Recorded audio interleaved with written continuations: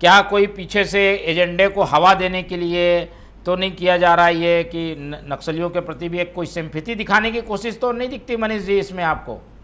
देखिए, जो भी चीज है उन चीज को यदि हम देखेंगे या पढ़ेंगे तो सीधे तौर पे ठीक है। देखिए, एक तो मानवीय के सीधे तौर पे कहा कि ये मेरा व्यक्तिगत बयान था, इसमें कांग्रेस पार्टी से कोई लेना देना नहीं है। लेकिन यहाँ पर महत्वपूर्ण चीज ये है कि आपका व्यक्तिगत भी बयान है और आप किसी पार्टी को बिलोंग करते हैं, तो वह भी मुझे लगता है कि जिम्मेदारी पूर्ण नहीं है।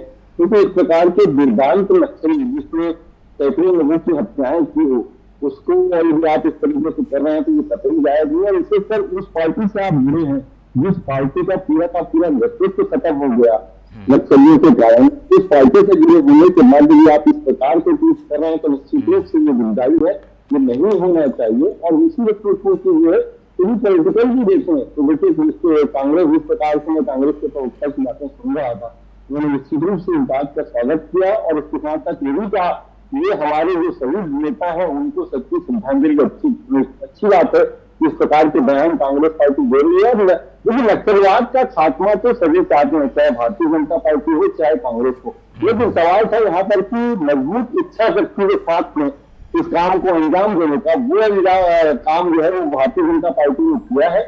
और निश्चित रूप से देखिए, एक समय ऐसा चलता था नक्सलवाद को लेकर के, जब ये होता था कि सरकार बार बार अपील करती थी कि नक्सली हथियार छोड़े, हिंसा का रास्ता छोड़े, नक्सली जो है मुख्यधारा में शामिल हो, बुलेट को छोड़े, गलत की तरफ आए।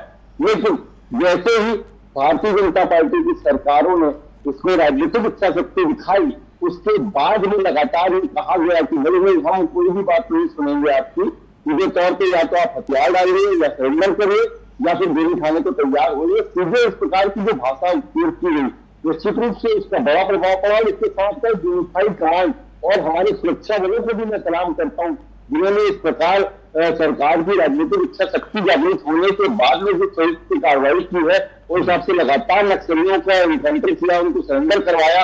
उसका ये परिणाम है कि हिम्मत जैसा विद्वान नक्सली जो है आज ये मारा गया। तो इस बात को समझना होगा और इसकी देखिए जहां भी बात होगी, चाहे कोई भी राजनीतिक दल होगा, मुझे लगता है कि इस बात की जरूर करेगा कि भाई ये जो काम हो रहा है निश्चित रूप से स्वागत योग्य है और इसमें स्वागत इसका हो भी रहा है। लेकिन मैंने कहा ना कि जैसे कांग्रेस के लोग कहते हैं कि भाई तो एक तरफ तो स्वागत करें, दूसरी तरफ दूसरी बात भी कर रहे, तो इस बात को भी समझना होगी। देखिए, बाद में क्या होगा ये तो भविष्य के गर्भ में है, लेकिन वर्तमान जो स्थितियां हैं उन स्थितियों में हमें इस बात का साथ देना चाहिए, चाहे वो कोई भी सरकार हो, चाहे भारतीय जनता पार्टी की सरकार हो, चाहे कांग्रेस की सरकार हो, सभी को राजनीतिक प्रतिबद्धता से ऊपर उठ करके नक्सलवाद के खात्मे का साथ देना चाहिए। और उसमें जो कुछ भी कार्रवाई आज हो रही है, मुझे लगता है इस कार्रवाई का भी स्वागत जो है लगातार किया जाना चाहिए। ठीक है।